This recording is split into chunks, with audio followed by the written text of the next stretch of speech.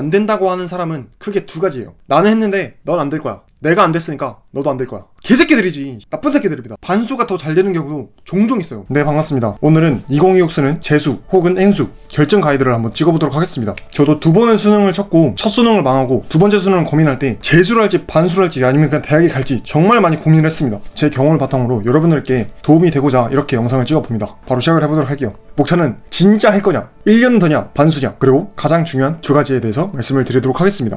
진짜 할 거냐, 이게 무슨 소리냐면 N수와 고3을 보기에는 정말 차원이 다릅니다. 이게 무슨 뜻이냐, 고3은 어쩌다 보니 고등학생이 됐고 고등학교 1학년, 2학년, 3학년이 돼서 자연스럽게 수능을 치게 되는 겁니다. 거의 대부분의 사람들이 수능을 치기 때문에 그렇게 무게감이랄 게 물론 긴장은 되겠지만 재수와 N수보다는 별로 없어요. 주변 친구들도 다 치는 거고 그렇게까지 부담이 없습니다. 하지만 N수는 말이 달라져요. 대학에 갈 수도 있고 남자 같은 경우는 군대에 갈 수도 있고 아니면 아예 남아는 길을 찾아갈 수도 있는 거기 때문에 N수가 되는 순간 수능은 더 이상 필수사항이 아닙니다. 선택으로 바뀌는 거예요. 여러 가지 내가 할 수 있는 선택들 중에서 그 선택지 중에 하나가 되는 거지. 그렇기 때문에 기회비용이 어마어마하게 커집니다. 솔직히 고3은 공부 말고 할 게 없잖아. 근데 N수는 그 시간에 돈을 벌면 1년에 한 달에 200만 원씩만 벌어도 2,400이야. 엄청나게 큰 비용이 들어가는 겁니다.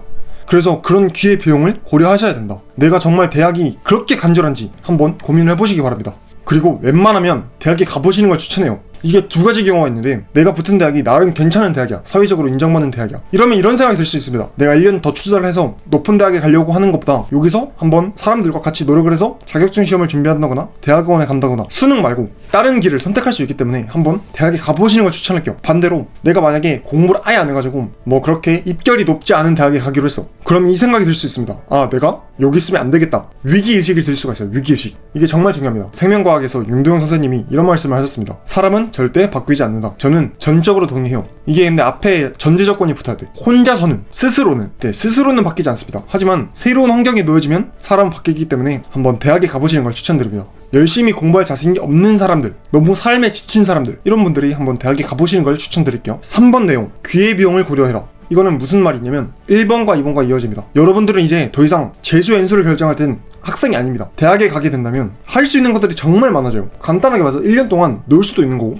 1년 동안 전문직 시험을 준비를 시작할 수도 있는 거고 학과 공부를 열심히 해서 빨리 취업을 하는 걸 목표로 달릴 수도 있는 거고 정말 여러 가지 선택지가 많아지는데 그 1년이라는 시간을 수능에다 태우기에는 제 생각에는 수능을 안 치는 선택을 하는 것이 웬만하면 낫습니다. 웬만하면 너무 외적인 요소들이 너무 많이 개입을 하기 때문에 웬만하면 수능을 다시 치지 않는 걸 고려해보시는 게 좋을 것 같습니다. 그리고 망할 확률이 매우 높다. 이거는 솔직히 통계적으로 그랬어요. 통계적. 제가 통계자를 몇 개 찾아봤는데 평균치를 내보면 대충 90%는 실패한다 생각하시면 될 것 같아요. 근데 이거 반대로 말하면 10%는 성공한다. 그렇기 때문에 혹시 만약에 정말 하실 거라면 제가 지금 하는 말은 무시하시기 바랄게요. 선택은 여러분이 하는 겁니다. 자, 이제 저희는 재수냐 반수냐 두 가지 선택지가 있습니다. 뭐 N수의 기준 1년 더냐 반수냐 이렇게 되겠죠. 자, 가장 스탠다드를 말씀드릴게요. 여러분이 지금 고3이라면 1년 더를 그냥 박으시는 걸 추천드릴게요. 그리고 N이 2 이상 3수 이상이라면 반수하시는 걸 추천드릴게요. 이건 스탠다드야, 스탠다드.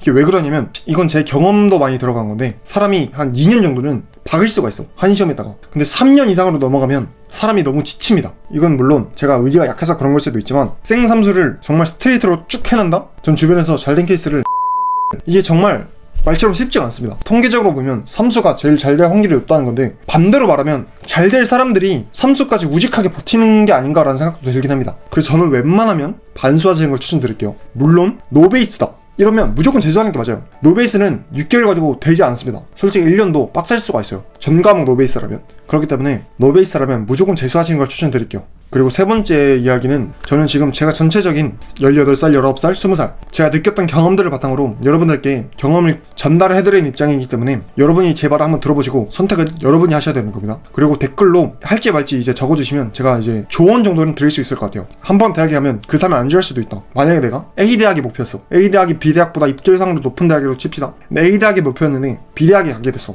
여기서 두 가지 반응이 있습니다. 내가 이 학교 다니는 게 치욕스럽다. 소속감을 전혀 느끼지 못하고 완전 그냥 겁돌면서 반수 혹은 재수 준비를 할 수도 있는 겁니다. 그런데 막상 가보니까 괜찮아. 막상 가보니까 노는 것도 재밌고 그냥 뭐 여기서 열심히 하면 될 것 같아. 쉽게 말해서 합리화를 할 수도 있다는 겁니다. 합리화.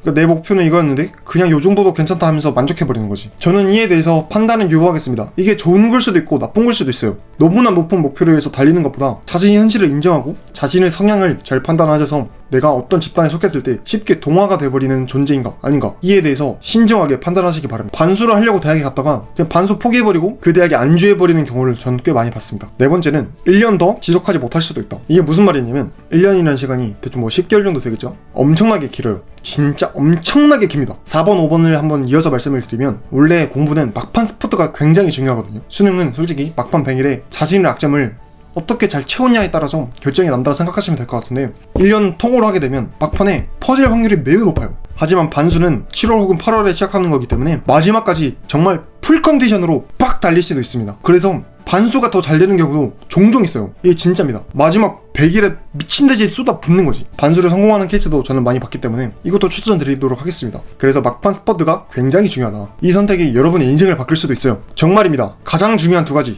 대해서 말씀을 드릴게요. 객시장 마이웨이, 남은 시선을 절대 신경 쓰지 마라. 이게 무슨 말이냐면, 여러분들이 재수 혹은 반수를 하겠다고 했을 때 대학 동기들한테 말하지는 마시고요, 뭐 부모님이나 뭐 자신의 고등학교 친구들에게 말을 하겠죠? 아마 대부분의 사람들이 하지 말라고 할 겁니다. 그냥 하지 말고 너의 수준을 맞춰서 대학을 가라. 이게 왜 그러냐면, 앞에서도 말씀드렸듯이 망할 확률이 매우 높기 때문이에요. 망할 확률이 높다고 해서 여러분들이 망한다는 뜻은 아닙니다. 사람들은 통계적인 이야기를 할 수밖에 없고, 여러분이 내고자 하는 결과는 통계를 벗어난 결과값이에요. 말이 안 되는 거라고. 여러분이 꿈꾸는 목표는 대부분의 사람들이 선망하고 있는 목표이기 때문에 2가지 반응이 있을 겁니다. 안 된다고 하는 사람은 크게 2가지예요. 나를 위해서 해주는 말일 수도 있는데, 나는 했는데 넌 안 될 거야. 내가 안 됐으니까 너도 안 될 거야. 이 둘 중에 하나입니다. 개새끼들이지. 나쁜 새끼들입니다. 그런 친구들에겐 제가 첫 수능 때 광명상가 정도의 등급이 나왔어요. 제 주변에 정말 많은 애들한테 물어보니까 넌 안 될 거야 라고 말했습니다. 근데 제가 막상 재수해서 성적 빡 올리고 경희대 와버리니까 그 친구가 말을 바꾸더라고요. 넌 될 줄 알았다. 그러니까 이게 여러분이 어떤 결과를 내냐에 따라서 사람들은 그에 맞는 합리화를 거치기 때문에, 여러분이 결과를 내기 전, 그러니까 지금 재수를 결정할 때의